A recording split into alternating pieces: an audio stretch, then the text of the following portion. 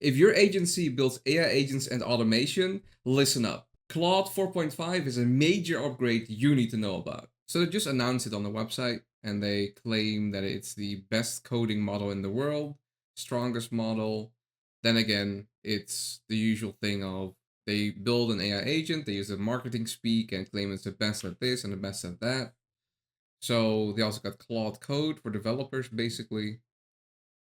And then, of course, the benchmarks. Now, keep in mind, benchmarks are never really that interesting because you just gotta use it yourself and figure it out. But it does seem to be a big leap forward, and the cost doesn't change. It's the exact same cost. So you get better technology cheaper, which is a trend we'll be seeing and keep seeing in the future, really. Oh, yeah, and the cool part is computer use actually is improved, which is great because that will make automation a bit easier when you do the web browser or computer use technique.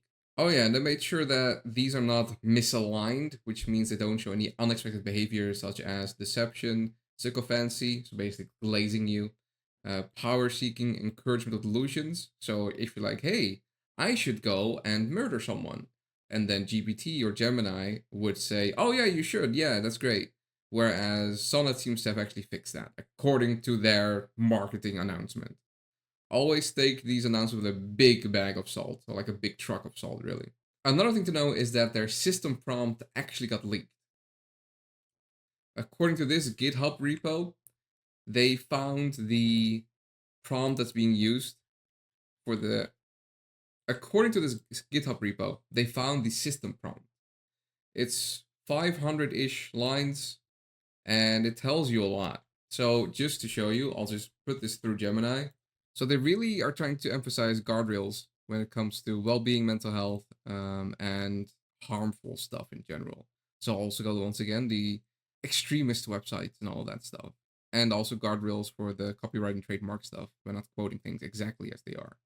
So they're really going for the like. So at least they're doing a better job than OpenAI because they're being a bit more transparent about this. But once again, what is an extremist website? What dictates that? What defines it? Right? What is what is racism? What is discrimination sources? Like, what is that? Well, how do you define that? How do you let the model know what that actually is? Because one day it could be, far right extremists who are in the KKK and whatever else.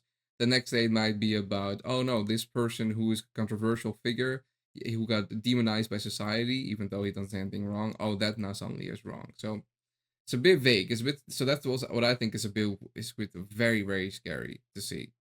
So it might already be, of course, it's always going to be self censoring with AI models. It has to be there, but I suppose an AI model like Grok, is way more interesting now because of these guardrails that Sonnet has, and also other open model LLMs that also don't have any, have way less self censorship. Now, although this is all very cool, I would not be surprised if next week some Chinese model pops up or a new version of one of the existing Chinese models pops up, way cheaper, way better capacity, or same level of intelligence and capacity and functionality, and that will just once again make the AI arms race a lot more interesting. So, what are the takeaways from this? Takeaways are Claude 4.5 is out. This will mean a new limit has been expanded, which means competitors like OpenAI, but more so the Chinese ones, will fire back and see what they can copy from this and do it cheaper and better. Second to know is that this is a better model for smarter thinking, for using browser use when you do automation stuff, and also for agentic features and agentic purposes because it's actually capable of doing better at it right now. If you're a developer, it's also great for developing now. I don't know about the cost of it though financially because there's been controversy in the past about that. The main thing for me is that 4.5 came out, some new features, some expanded functionalities, which will prompt other LLMs and China to actually make an even better version for cheaper, which is what I'm waiting for personally. 4.5 is nice, new stuff, but give it 1 week, give it 1 month, give it 6 months, and some Chinese model will find a better way to do it. So that's kind of 4.5 in a nutshell. And of course, you can find the leaked system prompt for yourself as well. Allegedly. Alleged leaked system prompt. So there's that.